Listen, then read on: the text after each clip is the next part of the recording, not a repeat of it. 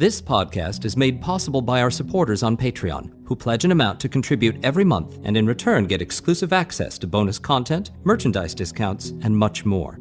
If you'd like to join our family, please go to patreon.com/Gotham Variety and subscribe. That's Patreon/Gotham Variety.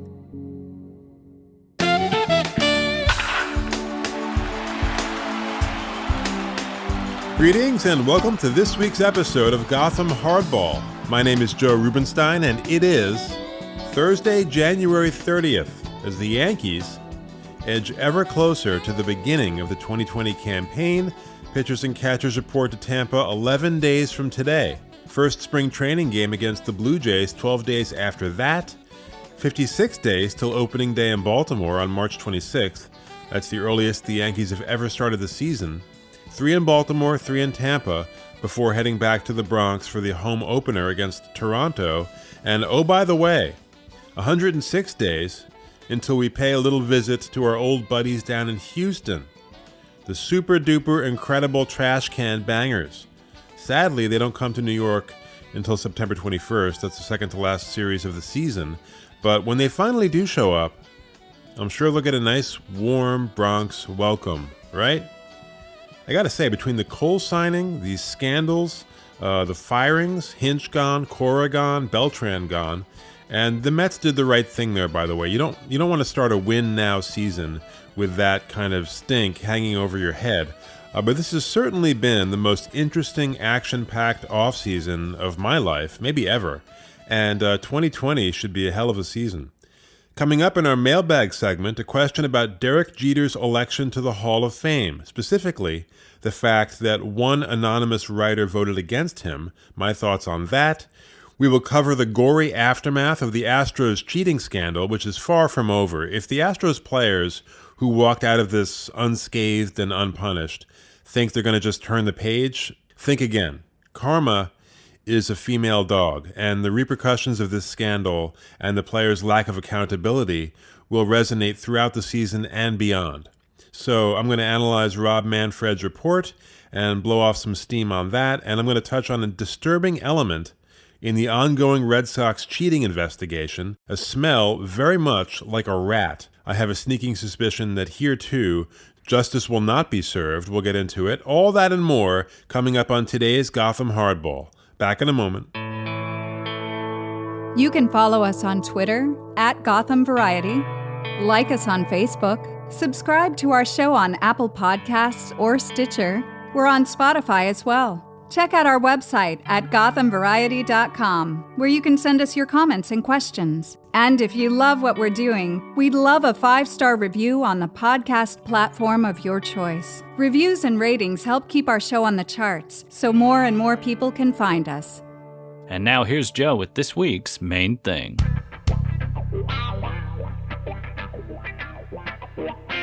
Punks.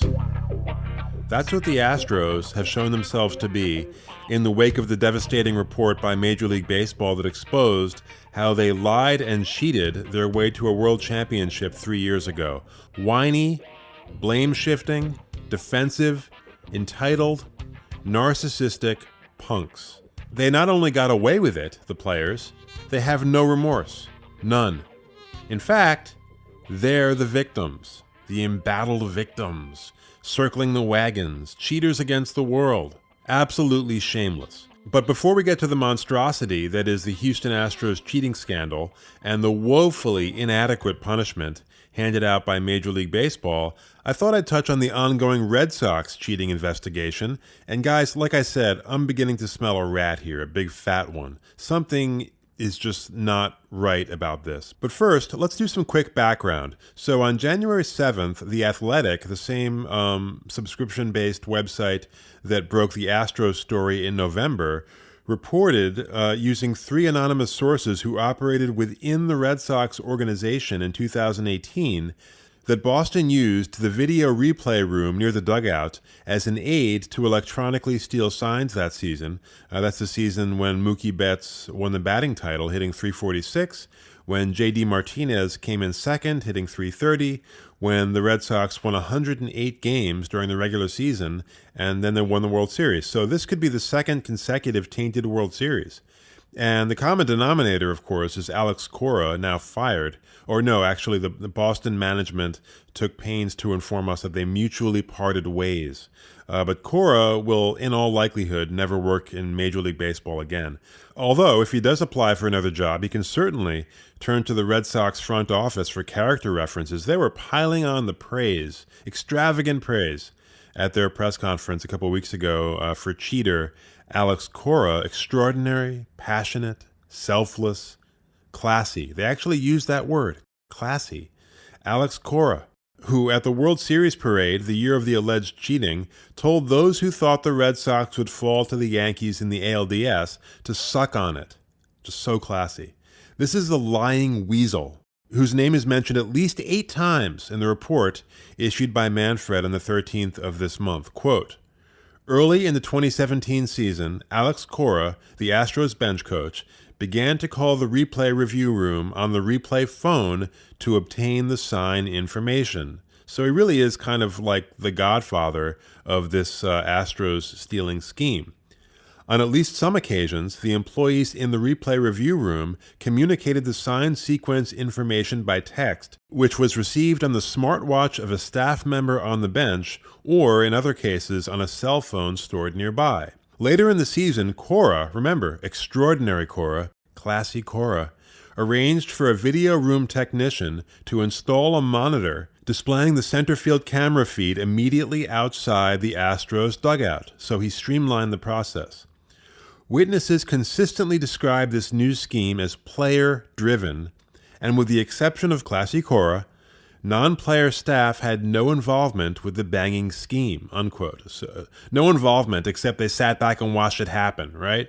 I mean, Hinch said he broke the monitor twice. So what? Hinch did nothing to stop this. Nothing. So Cora is all over this report. But if you listen to the Red Sox brass at their press conference a couple of weeks ago, this guy was tops. He was Abraham Lincoln in a Red Sox uniform, not the cheating, lying fraud who, along with every player on that 2017 Astros team, should be forced to walk barefoot on a trail of broken glass from Houston to LA and personally hand-deliver the 2017 championship trophy to the Los Angeles Dodgers, after which Altuve, that lying twerp, should make the trip to New York and deliver the 2017 MVP award to Aaron Judge. But let's stick with Boston for one more second. The report in The Athletic said that Red Sox players would wander into the unguarded replay room during regular season games to decipher opponents' sign sequences. That information would then be relayed to a runner on second base. The runner would signal to the hitter whether the incoming pitch was a fastball, in which case they would put their right foot off the bag first, or off-speed, left foot first. This system, according to The Athletic, only worked with a runner on second or sometimes first. So it wasn't as extensive as the Astros system, which was used much more frequently and with the aid of sound. So the Astros broke 2 rules and the Red Sox allegedly won. And again, as I said last time, sign stealing has been going on since the earliest days of baseball, which is now in its 3rd century. But the use of technology to steal signs is expressly forbidden, and every team knows this. They all know it. So here's a question. Given the fact that this investigation is ongoing as we speak, Boston players are still being interviewed, data still being collected and analyzed, why is it that we're seeing all these quotes from the Red Sox that either state outright or strongly imply that this investigation will not amount to a hill of beans? Why? John Henry, Red Sox owner, quote, "It is unfortunate that we cannot comment on the investigation. We ask our fans to reserve judgment until Major League Baseball finishes their investigation," unquote. That reserve judgment line was repeated 6 times at the Red Sox news conference on January 15th, 6. John Henry and Red Sox president Sam Kennedy stated that their 2018 World Series championship was not tainted at all. Not at all. Smack dab in the middle of an ongoing investigation, and they're talking like it's just a matter of time before they're completely exonerated, totally vindicated. Why is that? Again, not one source, as in the case of the Astros scandal, Mike Fiers, the former Astro who went on the record, but 3 different people, 3, each independently told The Athletic that signs were illegally decoded in the replay room that year. Why would they make that up, especially given the fact that they've protected themselves by remaining anonymous? If these 3 people were clearly passing along bogus information as part of some crazy vendetta, wouldn't Major League Baseball, on the heels of a very destructive scandal in Houston, have figured that out quickly and declined to investigate, just said, nothing to see here, and then explained why? Are we to assume that the Red Sox are saying that 3 people within the organization decided to reach out to The Athletic, demand anonymity, and all make up the same story? And also to believe that the 2 seasoned reporters that broke this story in January, Ken Rosenthal and Evan Drellick, the same 2 reporters, by the way, who broke the Houston story, that they were 100% correct on the Astros, but here they were somehow completely duped. That's what John Henry and Sam Kennedy are telling us. Now, one of my many concerns about this Red Sox investigation is that the 3 sources are anonymous. Mike Fiers, now with Oakland, he at least had the guts to go on record. And yes, that took guts, because if you've been following this, you've seen the kind of incoming fire he's taking from, former teammates, from Astros fans, and from that absolute babbling idiot, Jessica Mendoza, the announcer on ESPN, who I saw just the other day. She's going to be replaced. Why it took them so long to do that, I have no idea. She's horrible. I mean, their baseball coverage is trash through and through, but she's the crown jewel. But Mendoza had this to say about whistleblower Mike Fiers, quote, "To go public with it and call them out, call the Astros out, and start all of this, it's hard to swallow," unquote. Hard to swallow. Not the fact that the Astros cheated their way to a championship, victimizing every team they beat and getting away with it. And yes, the players who, as the report stated, drove the cheating, they drove it, absolutely got away with it. All that she swallowed without a problem. No, it's Mike Fiers who went on record and exposed this whole deal. He's the one giving her indigestion. Right, let's kill the messenger and give a pass to the criminals. An entire team was caught basically driving the wrong way on a freeway at 150 miles an hour drunk. But no, let's blame the cop who stopped them. He's the real issue. Disgusting. Disgusting. But here's the difficulty presented by the Boston sources remaining anonymous. Let's say Major League Baseball exonerates the Red Sox, which I predict will happen. There won't be any pressure on any of the 3 to rebut the report and defend their claims, since no one knows who they are except the 2 reporters who presumably agreed to keep silent on their identities. So the whole thing could get swept under the rug. And by the way, we all know the Red Sox have been caught playing dirty a number of times recently. Back in 2016, they were banned from signing international players for a year and lost their rights to a handful of teenage prospects because they broke signing rules. And then in 2017, they were busted stealing signs in the Apple Watch scandal. None of this exactly indicates credibility. And yet, the Red Sox appear so sure, so cocky, that they'll be cleared right in the middle of the investigation. J.D. Martinez, quote, "I'm excited for the investigation to get over with so they can see there was nothing going on," unquote. Lou Merloni, Red Sox radio announcer, who was asked on NBC Sports if he thought the Red Sox would get off scot-free. His answer, quote, "I'm hearing that they believe that. They believe that what they're told is true and that they didn't do anything. If they didn't do anything, there's no reason for punishment," unquote. That's fascinating. And by the way, they believe that what they're told is true is an interesting phrase. Who told them that? Classy Cora? John Henry? The investigators? I want to read you a quote from a very good reporter up in Boston, Dan Shaughnessy, who's been around forever. This is from the Boston Globe a few days ago. Quote, "Could it be that the Sox really are innocent?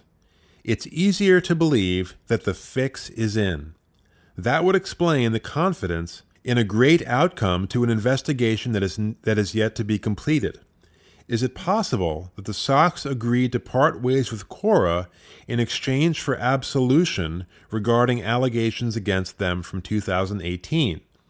Is it possible that Commissioner Rob Manfred, who personally called Henry to let him know an investigation was being launched, feels he got his pound of flesh from those blatantly cheating Astros and now wants the whole thing to go away?"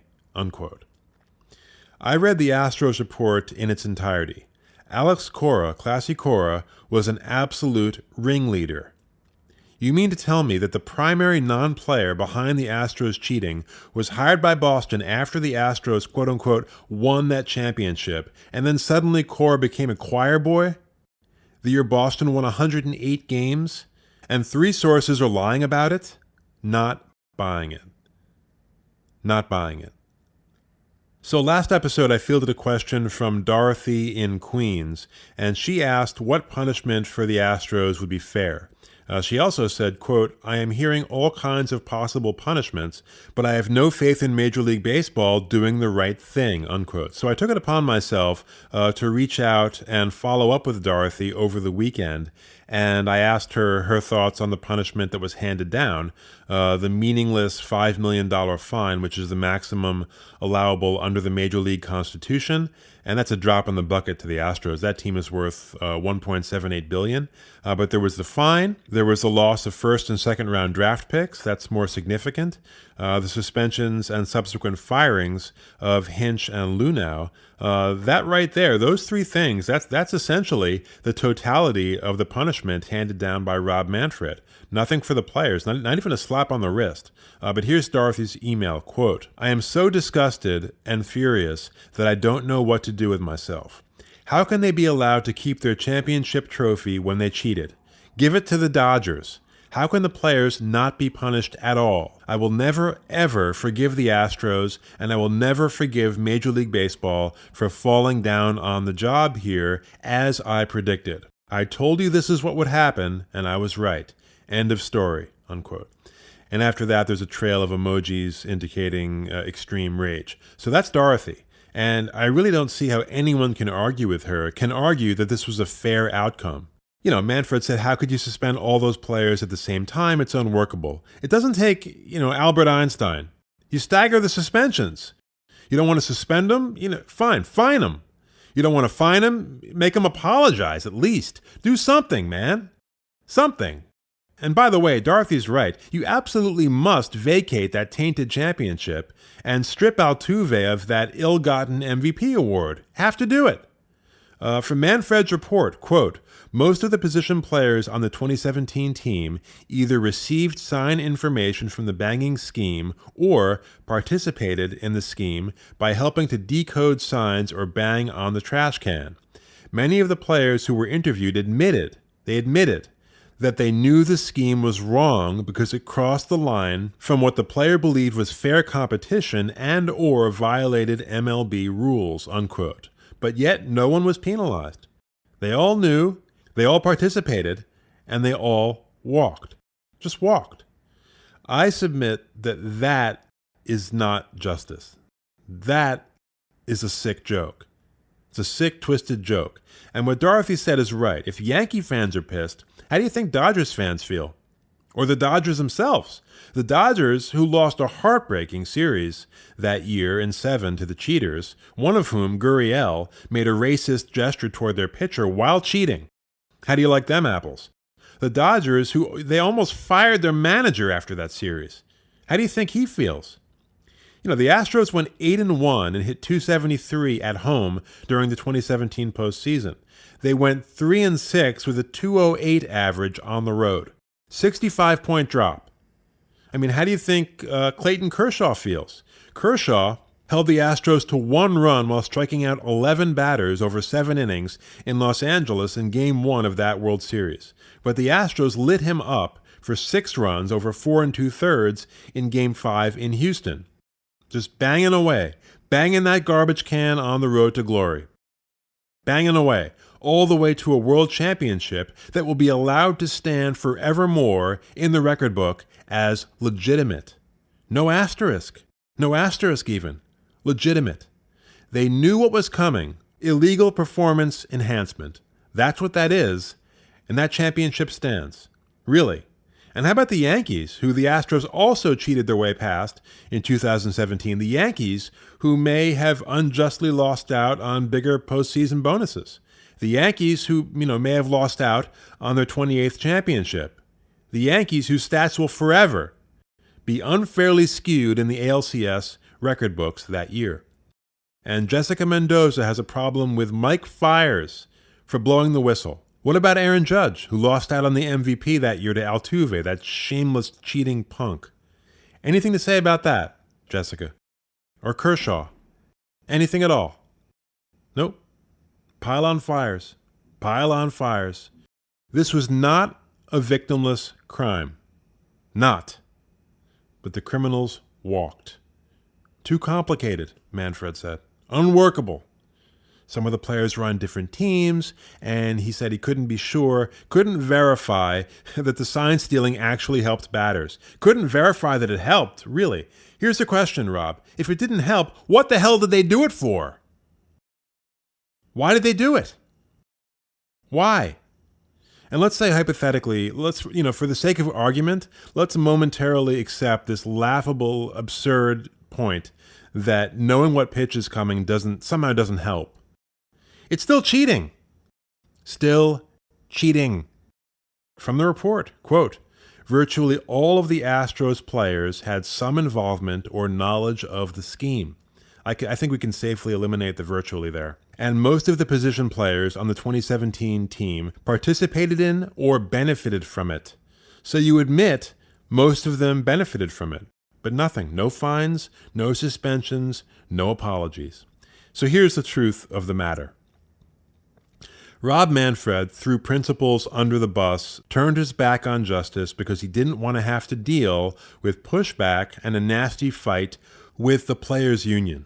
He's got a looming labor battle with a collective bargaining agreement that expires after next season, and he basically didn't have the stomach for a big hassle over this. So he pinned it all on two guilty fall guys, Hinch and Lunau. But, the players who drove this thing, they don't even have to apologize. And boy, they sure haven't. Jose Altuve, he's the real victim, according to Jose Altuve. Quote, this kind of situation makes you stronger for the future, unquote. Stronger for the future. Lesson for the kids. Forget eating right. Forget hard work. Forget sportsmanship. Forget honesty, integrity. Nah, that's not where it's at. Cheat. Yeah. Just cheat. Because after you get away with it, you'll be stronger for the future. Alex Bregman robotically repeating the same two sentences over and over again at the Astros' hilariously timed fan festival, quote, they made their decision on what to do and I have no thoughts on it. In 2020, our actions will speak louder than words, unquote. So that's the playbook. It's clear. They're not only not apologizing, they're rallying around this, guys. Yeah, they're a band of brothers rallying around the trash can. They're the victims. Dallas Keuchel, another pearl. He was actually praised in some quarters for this non-apology. Quote, it's just what the state of baseball was at that point in time. Wow, man, that's heavy. The state of baseball at that point in time. In the state of Texas, in the city of Houston, because no one else was doing it. And here's Keuchel on Mike Fiers, the whistleblower, coming forward. Quote, it sucks to the extent of the clubhouse rule being broken, and that's where I'll go with that, the clubhouse rule. I don't really have much else to say about Mike. So a rule was broken, not the one prohibiting cameras and trash cans, but the real rule, the rule of omerta, like all of a sudden we're in the Sicilian mafia. So no remorse, no sincerity, not even a hint of it, just deflection and word salad about the state of baseball at that point in time. And Keuchel also said, get this, they didn't do it all the time, he said, the banging on the trash can, which is hilarious because there's video of them doing it against the worst team in baseball that year, the Chicago White Sox. So you're trying to tell me that they were doing it against non-competitive teams, but not against the good ones. Yeah, sell that BS somewhere else. We're all stocked up here. And Verlander, that sanctimonious hypocrite who just loves to virtue signal. He's been doing it his whole career. Every time a guy gets caught using PEDs, he is the first to scold them on Twitter from his personal Mount Sinai. This is a guy who said in 2017, before he was traded to Houston, quote, "In the past, if a guy on second base was able to decipher signs on a few pitches, I guess that was kind of part of the game. I think it's at a different level now. It's not good," unquote. But once he was in Houston, it was good. It was really good. See, Verlander, he loves to talk. He loves to talk, especially on the integrity of the game. He talked wonderfully in Detroit. Lots of talk in Houston. Until now. Now, he doesn't have jack to say. He had the opportunity. He had a golden opportunity for some actual virtue to make a statement about the report when he got his Cy Young last week. Not a peep. Just doesn't feel like talking, guys.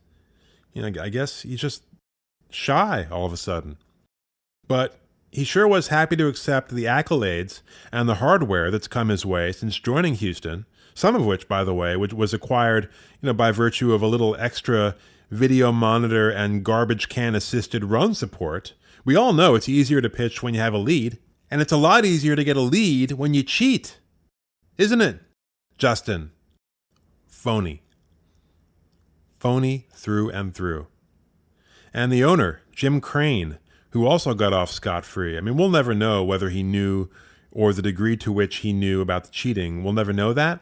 But, after Altuve and Bregman's sort of defiant remarks at that fan festival reached him, along with the subsequent blowback and, fan out and media outrage over those remarks, he made a statement, quote, "A couple of guys that have been interviewed, namely Altuve and Bregman, have been holding back a little bit. We need to get them a little more time to get together in spring training." Right, to feed them their lines.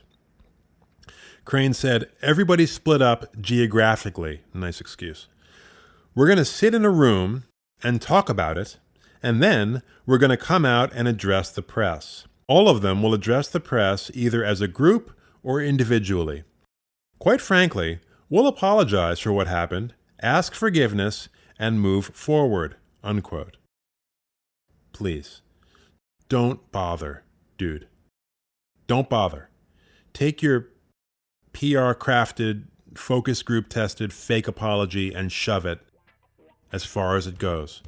And as for the Astros players who think they're going to turn the page and move forward, no, this isn't over.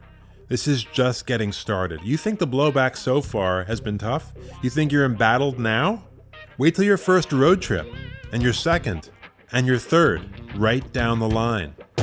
That sound, that trash can sound, that's your new theme song. Forever. Yeah, get used to it. Actually, you're already used to it, right? But, soak it in. Enjoy. The banging of the trash can. It tolls for thee. You're going to hear it in your sleep. I promise you that. Back in a moment. Your feedback is important to us. On Twitter, @Gotham Variety, on our Facebook page, or you can email the program, joe@gothamvariety.com. Really, however you'd like to engage with us, we love engaging with you. And if you'd like to join our family and get exclusive access to bonus content, please go to patreon.com/GothamVariety and subscribe.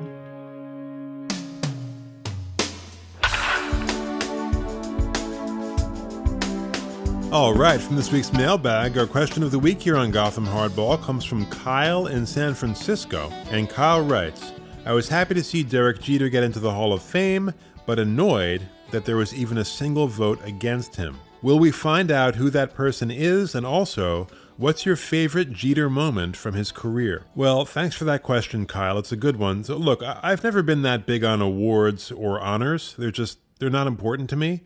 And part of the reason for that is the way they're decided. It's really never based entirely on merit, but rather on a variety of political factors, which corrupts the whole process and makes the award or honor not so meaningful to me. But look, awards and honors, they're not unimportant either. And the truth is they can actually springboard into some interesting discussions. And by the way, not to harp on this, I think today will pretty much be my last word on this, but how is it that the Astros can cheat their way to a world championship without any players being punished? And Pete Rose, who, yes, he bet on games, but those bets did not in any way influence outcome, he's banned for life. Explain that to me. I actually think that Barry Bonds and Roger Clemens should be in there too in the Hall of Fame. Not a fan of either as a person, but I'm pretty sure, in fact, I'm positive that both put up year after year of incredible numbers before they took steroids. And those early years alone certainly warrant inclusion. But according to Major League Baseball's selective morality, if you enhance performance with drugs, they throw the book at you. But if you enhance performance through cheating, it's all good. But Kyle, with Jeter and that one person who voted no, I thought Jeter himself had the correct response to that. And no, I don't think we'll ever know who that voter was. The vote is anonymous if the voter so desires. But here's what Jeter said when he was asked what he would like to say to the single member of the Baseball Writers Association who did not vote for him. Quote, "See, this is where our minds are a little different. I think about the ones who did vote for me. It takes a lot of people to all agree to get you to this point. So I don't think about that. I'm just happy to be sitting up here, up on the stage right now. That one vote is something that doesn't even cross my mind," unquote, which is exactly right. Remember, Kyle, the only unanimous entry ever since the Hall of Fame was established 84 years ago was Mariano Rivera last year. And this, with Jeter, this is the second best result ever, okay? Ever. So if you want to get annoyed, I'm going to throw some names at you of players, all of whom are better than Jeter, who got fewer votes than Jeter did. So Jeter got 99.7% of the vote, second most in history. Babe Ruth, most dominant player ever, got 95%. Rogers Hornsby, who hit .424 in 1924. No one's come even remotely close to that since, except Ted Williams in 1941. And even then, he was 18 points shy. But like Ted Williams, Rogers Hornsby had a difficult personality. He had antagonistic relationships with many of the writers who cast the votes, and that hurt him. And that's what I was getting at before. This is not a meritocracy. It should not matter whether the guy was, mean-tempered or whatever it is. So Hornsby only got 78% of the vote. Totally ridiculous. And Ted Williams, arguably the greatest hitter, at least since the end of the dead ball era, did better, but still got only 93% of the vote in 1966, so less than Jeter. Mickey Mantle, greatest switch hitter in baseball history, Triple Crown in 1956, 536 career home runs, absolute monster in the postseason, only got 88% of the vote. So 12% voted no. Mickey Mantle does not belong in the Hall of Fame. Sandy Koufax, arguably the best pitcher of the modern era, maybe ever, 3 Cy Youngs, 4 no-hitters, perfect game, unhittable, basically, only got 87% of the vote. That's unthinkable. Unthinkable. Bob Gibson, 1.12 ERA in 1968. That's a record for the live ball era. 2 Cy Youngs, MVP in 1968, World Series champion, 84%. So 16% said no, Bob Gibson does not belong in the Hall of Fame. These are absolute legends, Kyle. I mean, the elite of the elite. So if you want to be outraged, there's plenty more to be outraged about in some of the numbers that I just listed than with this one single nitwit voting against Jeter. I mean, come on, 13% of the writers voted no on Koufax? You got to be kidding me. I mean, those 13% should have just had their press credentials revoked and never allowed to write baseball again. But Jeter, who I remember back in 95, that was an amazing year that ended up in such heartbreak in Seattle. But even in the few games that he came up and played in 1995, you saw immediately how good he was on both sides of the ball. And throughout his career, he almost never disappointed. I mean, there were better defensive shortstops, certainly. I would take A-Rod in his prime defensively over Jeter any day of the week. But as far as clutch, as far as smarts, consistency, character, leadership, certainly the greatest shortstop in franchise history. And as for your second question, I would say my favorite moment was that play in Oakland. That flip play was my favorite. I've always had special regard for baseball intelligence and hustle, and I have special regard as well for moments that shift the momentum of a postseason series. I'll never forget, in 1996, for example, after the Yankees lost the first 2 games of that series in New York to the Braves, David Cone in Game 3 ran an absolute clinic, untouchable. He actually carried a no-hitter, I believe, into the 6th inning that game, and that performance just totally stabilized the entire series, and the Yankees never lost again.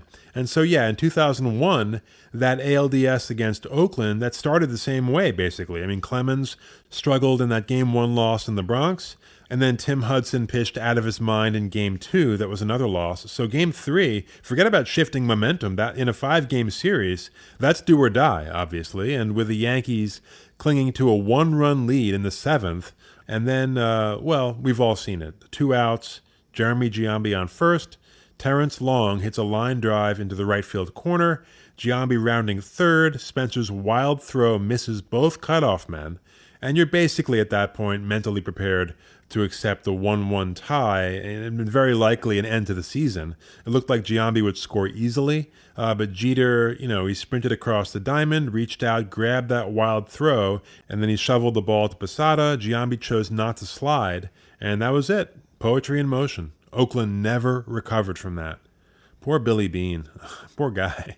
I just rewatched Moneyball, by the way. If there's a better baseball movie in the history of baseball movies, I am not aware of it. That's a phenomenal film. But Kyle, don't worry about that one moron who voted against him. This is a glass half full situation. Actually, it's a glass 99.7% full. So like I said, the system is stupid. I mean, some of these writers are just plain nasty or vindictive, especially in the old days. Again, when you've got guys like Mickey Mantle getting 88% of the vote, there's something deeply rotten going on. But Jeter, he's in. He's in the Hall of Fame, and that's all that counts. So, well done, Captain. And that'll do it for this week's episode of Gotham Hardball on Gotham Variety. You can follow us on Twitter. @Gotham Hardball is the handle for this particular show. You can also follow us on Twitter @Gotham Variety if you're interested in our audio dramas, interviews, movie reviews, and more. Check out our website, gothamvariety.com, and thanks so much for tuning in. We'll see you again soon. Take care.